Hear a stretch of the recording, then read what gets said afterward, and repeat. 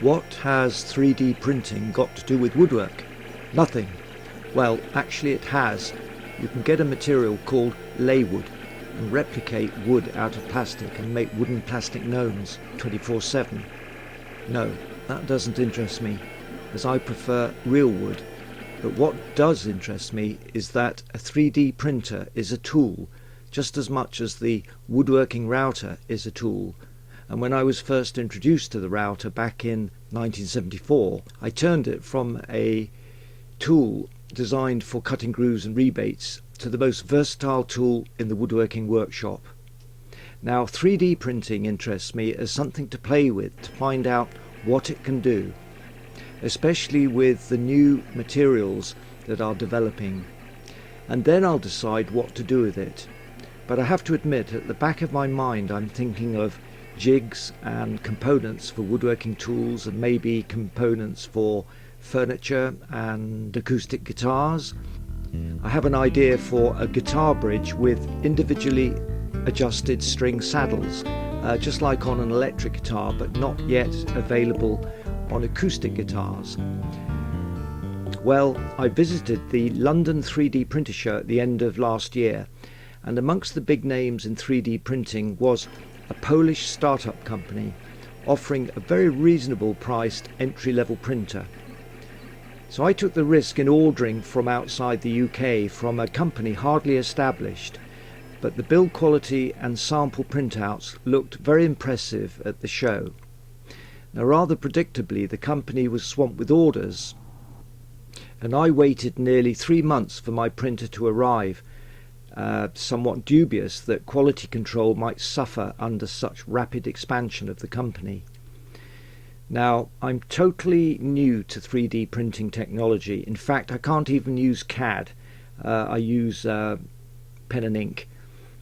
So I enlisted the help of a young IT techie locally. So first, what does he think about 3D printing?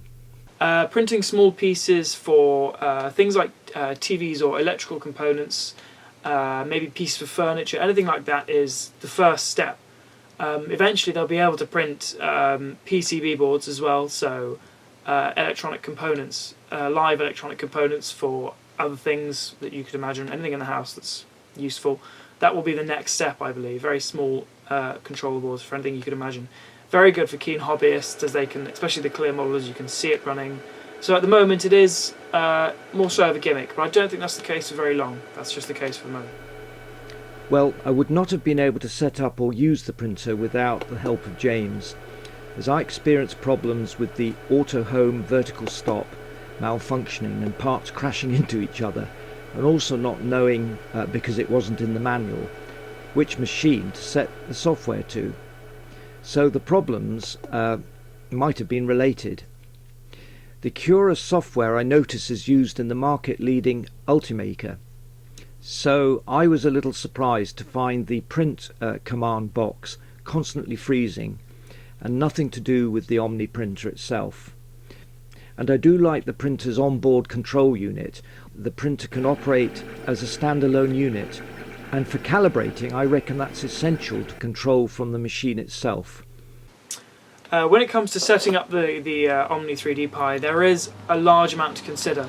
It will take you probably about an hour to 2 hours to get everything up and running, and that's only if you know somewhat basic knowledge of IT, computing and 3D printing.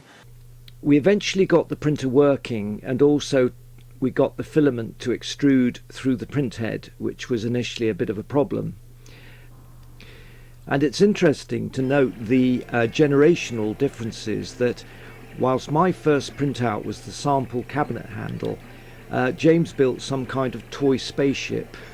I was very, very pleased with the first model we made. After spending about an hour trying to calibrate it and getting to run correctly, we did, and the first model is there, and it's good. It's nice to see that it was somewhat easy for me to do it. I'd like to see that within a year it's easy for someone who's not as acquainted with computers as me to do it. Well, the appeal of this printer to me, apart from its price and size, is that the transparent model I purchased allows me to see what's going on, as I have a fascination to know how it all works, and who knows, I might be able to add a turbocharger to it in a few months' time.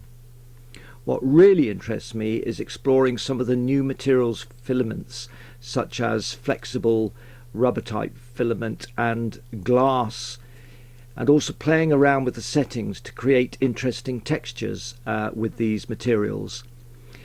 Well, as I said, I'm a total newcomer to all of this. So what was James's verdict on this particular entry-level printer? With the OMNI3D Pi, the pros had to be the price, definitely the price, very well priced. Secondly, the build quality. It's a nice, sturdy machine. It looks good in the house, especially the clear version. Also the speed, it printed fairly quickly compared to other 3D printers I've seen. The cons, I'd have to say that at the moment there isn't a fairly large amount of software support for the printer, so configuring it can be a lengthy issue. Thirdly, it's a bit noisy. I've had other 3D printers running a bit more quietly than this one. This is a very solid package, and it is fairly effective for the price it's at. And for that reason alone, I would recommend it once they have more software solutions available to home users.